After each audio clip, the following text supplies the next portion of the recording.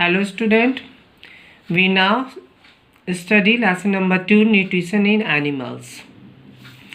Nutrition in animals. In the first chapter we have studied that plants are autotrophs as they make their own food. But this is not so in the case of animals. Animals are heterotrophs and depend on other organisms for their foods. This food comes either from plant or from animals. Nutrition in animals. जानवरों में पोषण. In the first chapter पहले part में हमने study करा plants के about में कि वो कैसे ऑटोट्रॉफ पोषित और परपोषित होते हैं और वो कैसे अपना भोजन बनाते हैं. लेकिन यहाँ जानवरों के केस में ये ऐसा नहीं है. एनिमल्स जो हैं वो हेटेरोट्रॉफ परपोषित होते हैं, वो डिपेंड अदर पे होते हैं, जीवों पर, जो अपना भोजन सेल्फ नहीं प्राप्त करते, औरों से प्राप्त करते हैं. दिस फूड का मैदर, ये भोजन प्राप्त करते हैं वो पौधों से और दूसरे जानवरों से. Second type of nutritions. There are two main type of nutritions, autotrophics and heterotrophics. दो टाइप के न्यूट्रिशंस पोषण होते हैं, एक स्वपोषित और एक परपोषित.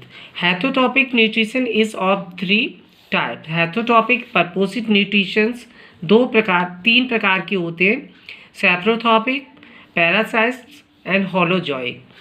In the first chapter we have studied about saprotropic and parasitic type of nutritions. पहले अध्याय में हमने सैप्रोट्रॉपिक और पैरासिटिक न्यूट्रिशन के बारे में पढ़ा. Let's now study about the holozoic nutritions. अब हम होलोजोइक पोषण के अबाउट में स्टडी करेंगे. Holozoic nutritions means eating solid food.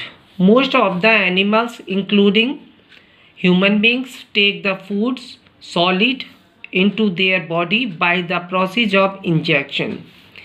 The injected food is then broken down, digested into simpler substances, which are finally absorbed into the cell of the body. The undigested and unabsorbed part of the food is thrown out of the body by the process of exjections. Holozoic nutrition का means है eating solid food, ठोस भोजन ग्रहण करना. अधिकतर जानवर और human beings सभी सॉलिड फूड गेट करते हैं. इस क्रिया में जो भोजन गेट करते हैं हम, तो उसे हम निगल कर खाते हैं, और जो भोजन का बचा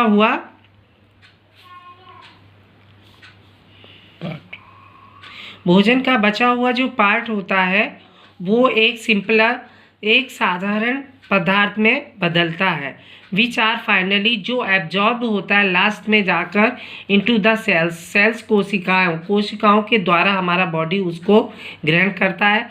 और जो अनडाइजेस्टेड फूड भोजन होता है वो हमारे शरीर के भागों के द्वारा बाहर निकलता है. इस प्रोसेस क्रिया को हम एग्जेक्शंस कहते हैं.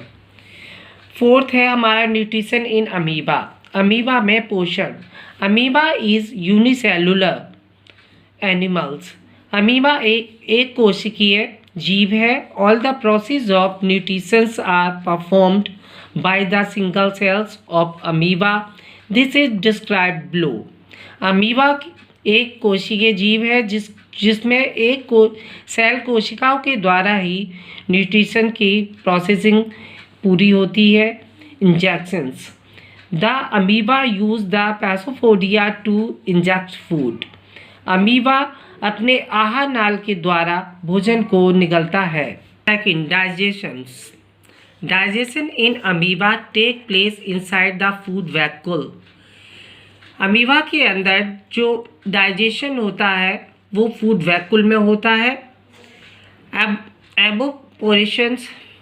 The digested food present in food vacuoles in then absorb directly into the vacuoles in then absorb directly into the cytoplasm of the amoeba.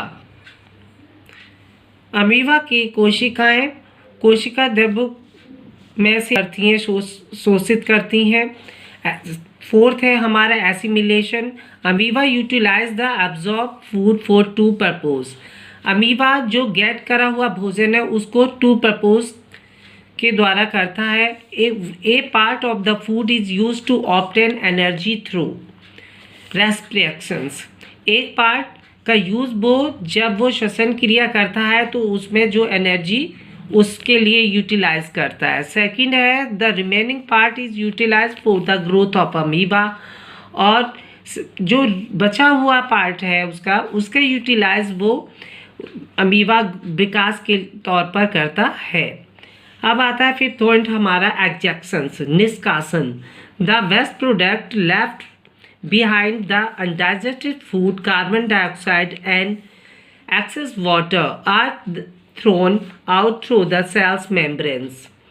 जो undigested food, water and carbon dioxide होता है वो cell कोशिकाओं के द्वारा amoeba उसको निष्कासित करता है।